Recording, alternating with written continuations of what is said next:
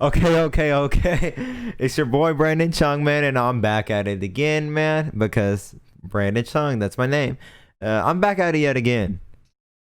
Okay, soccer card people. Boring makes you wealthy. Let me say that again. You heard it right. Boring makes you wealthy. Oh, so boring. So for real, but boring makes you wealthy, and like, let me tell you a little bit why.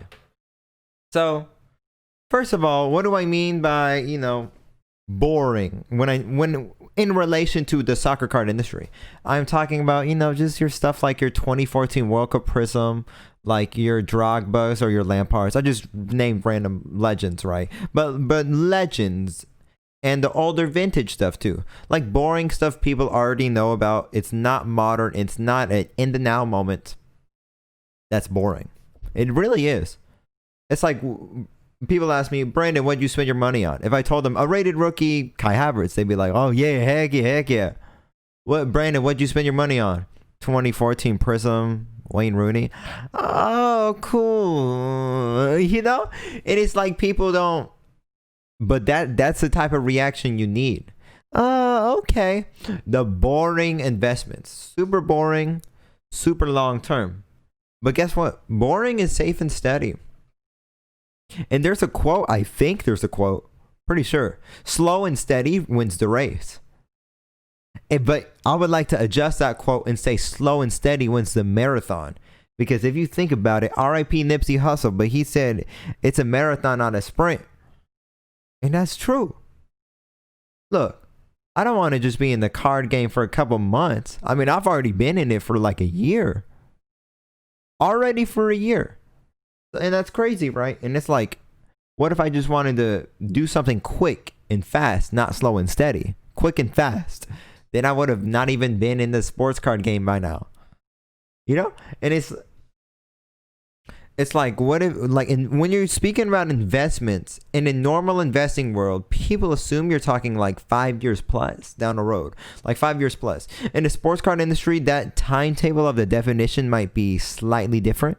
It might be a year or 2 years, but I don't know. Some of this stuff could be a 5 or 10 year investment, or at least prepare for that situation to be a 5 or 10 year investment.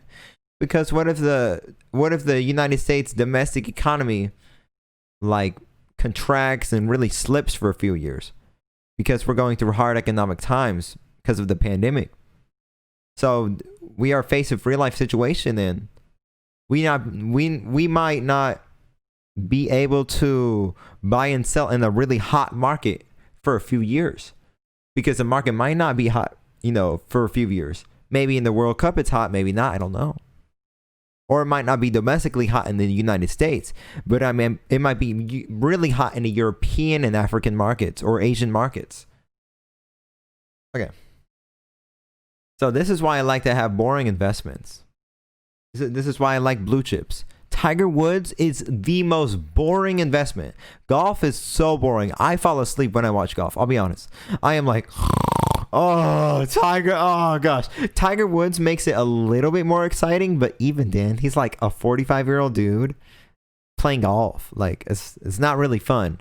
It's not like Zion, a 21-year-old, like, athletic freak, just a huge 260-pound guy or whatever he is, dunking like 360 reverse in between the leg dunks, right? That's exciting. And then Tiger Woods, he just shoots the ball. You already know how he's gonna chip and putt, and that's super boring. But guess what? That exciting is extremely volatile. It's extremely ready to change its price, whether it be up or down. Tiger Woods is a pretty stable, long-term, steady investment. You know consistently what he's going to bring and what you will get out of him. And that's what I want from my investments. I want to know who you are. I want to know my investments, and I want to know what I'm getting out of you every single time. Or at least most of the time. So, slow and steady wins the race, and boring is safe and steady. Guess who else is boring? Every rich people. Look at this.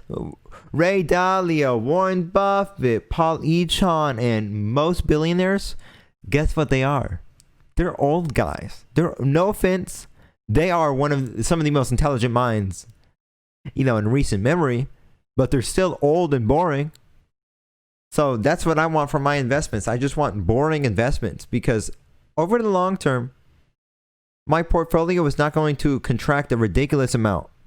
My portfolio, or my vision, what I plan to have my overall soccer card portfolio, if I have it with a lot of legends, it's not going to contract as much as the overall market. And that is a positive thing.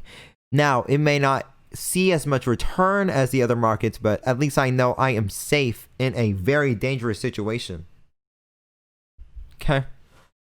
And this is very true. So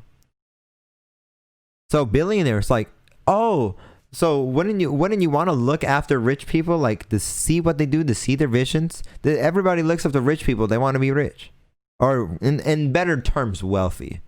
And that's how you do it. Very consistent, very slow, very boring. Warren Buffett didn't even make his first million until 20 something, or he didn't reach his first billion until 40 or something like that. I don't know. I'll put the numbers up, but. And then same thing probably for Ray Dalio or whatnot. So me too. How can I expect to be a billionaire at 22? That's not going to happen. Not even millionaire. Unless the soccer card market keeps booming. Then who knows, honestly. But yes. So boring equals like your legends or even your blue chips. Now even Messi and Ronaldo are somewhat considered boring, because people already know about them. You're going to have to pay a premium for those cards. But those are sound, solid investments comparatively to the entire soccer card market, because they're boring. It's like, why don't I look for someone new and young and exciting like Ansu Fati, right? And here's my analogy. Boring? That's like your grown-ups. That's like your grown adults, or even your guys with your gray hair. Okay? Exciting. It's like your young kid. Okay, you guys listening? You guys are probably older than me, but try to imagine when you were like 16 years old. Try to imagine when you were like 18 years old. Have you thought about it? I'll give you a little bit more time.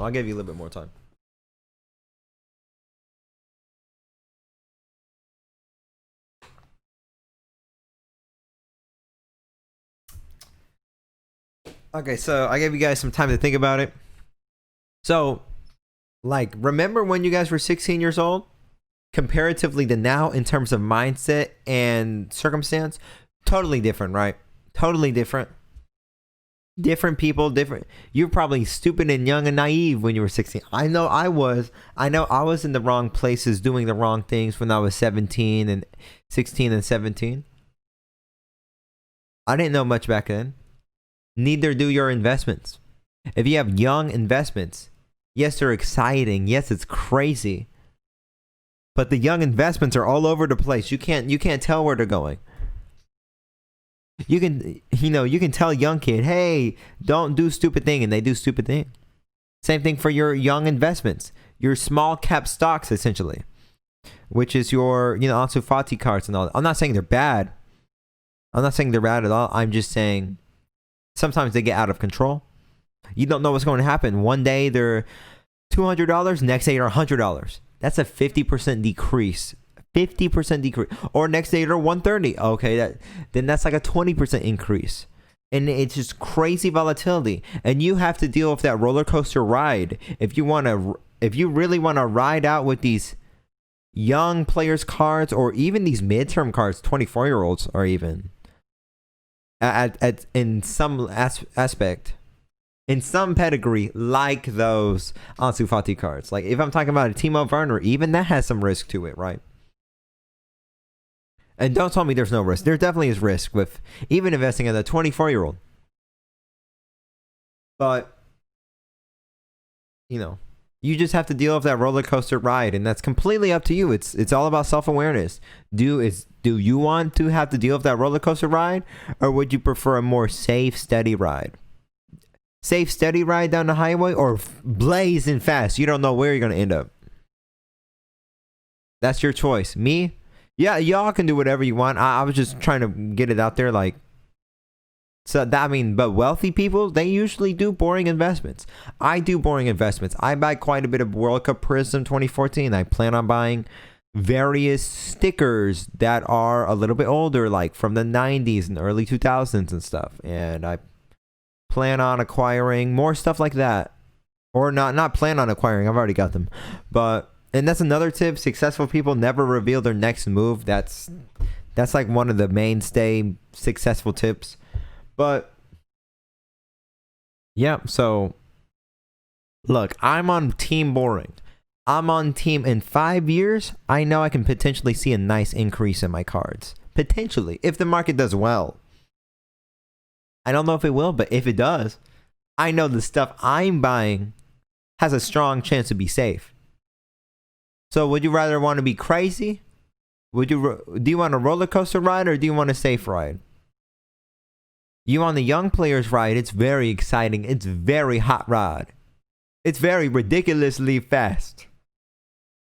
But you might wreck. You might hop off the car. You might break your leg or something. Me, mine is super boring. I know exactly what's going to happen. It's not exciting at all. It's not really fun. Well, it is for me fun, but in the grand scheme of things, boring rides are not fun. But guess what? You know you're not going to break your leg.